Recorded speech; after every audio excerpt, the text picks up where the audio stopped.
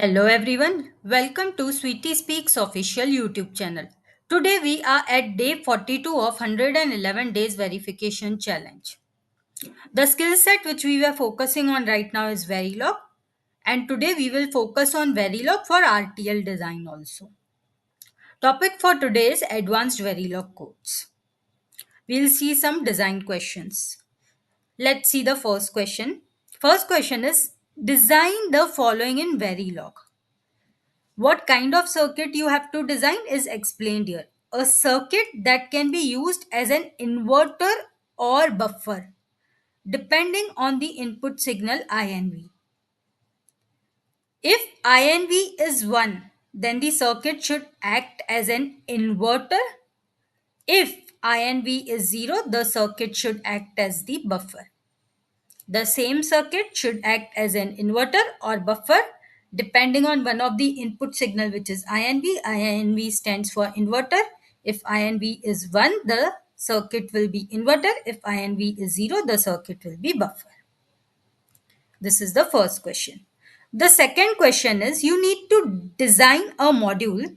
The name of the module is 4-bit adder subtractor DUT, which has a function 4-bit add subtract, and this function will take an input signal add.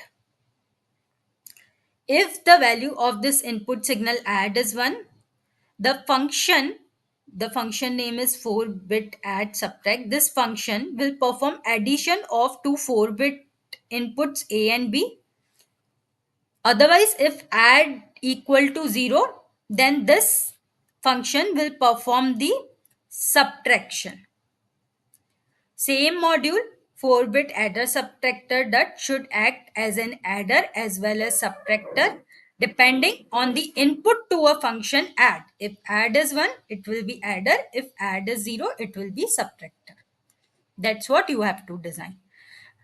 Third question is design the following circuits using Verilog. First is 3-bit Johnson counter and second is SR latch.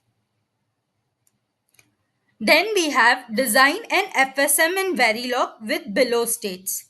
Now this is for designing an FSM, and this FSM is going to have 3 states. First one is idle, then we have grant 0, then we have grant 1. Idle is the default state whenever you after reset, the first state which you get is going to be idle. So this is the first default state. Then idle state can either transition to grant 0 or grant 1. If request 0 input is 1, then it will go to grant 0. If request 1 input is 1, it will go to grant 1. And when you go to grant 0, the state is achieved from idle when request 0 equal to 1. First you will be in idle, then when you are in idle, you get an input request 0 equal to 1, then you have moved to grant 0. Now, if request 0 remains 1, the state grant 0 remains unchanged. It means if you are in grant 0 and you get request 0 equal to 1, you will stay in grant 0. But if you are in grant 0 and request 0 becomes 0, then grant 0 again transitions back to idle. Similarly, you have grant 1. The state is achieved from idle when request 1 is 1. And if request 1 remains 1, then the state grant 1 remains unchanged. So from idle, you have moved to grant 1 because you got request 1 equal to 1. Now you are in grant 1 state. When you are in grant 1 state, if request 1 remains 1, you will stay in grant 1 state. But if request 1 becomes 0, the grant 1 state will transition back to idle. This is the FSM which you have to design.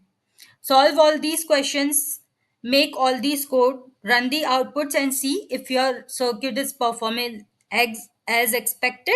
And tomorrow I'll see you for day 43 challenge. Best luck.